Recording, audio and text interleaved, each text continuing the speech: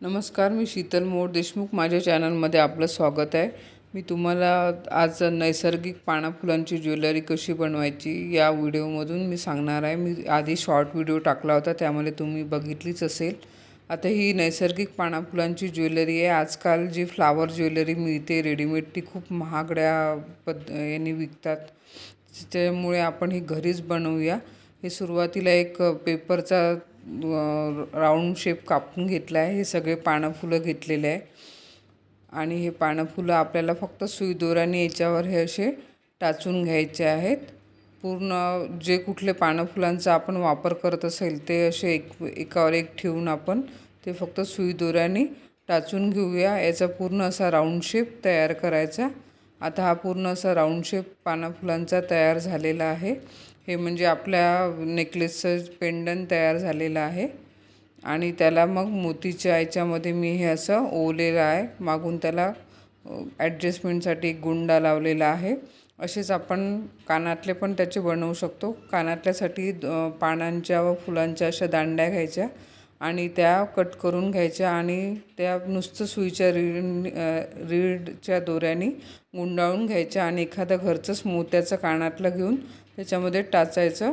त्याच्यापासून आपण ते कानातले तयार करू शकतो. हे जिप्सम आहे. जिप्समसारखे हे दिसणारे फुलं मी या ज्वेलरीमध्ये वापरलेले आहेत. म्हणजे हे अगदी कमी स्वस्त याच्यात हे पडलेलं आहे. जिप्सम हे खूप महाग मिळतं, त्याच्यामुळे ती ज्वेलरी पण खूप महाग मिळते.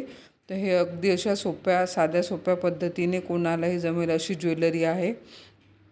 ही ज्वेलरी तुम्ही पण करून बघा आणि कुठल्याही एखाद्या फंक्शनला घाला.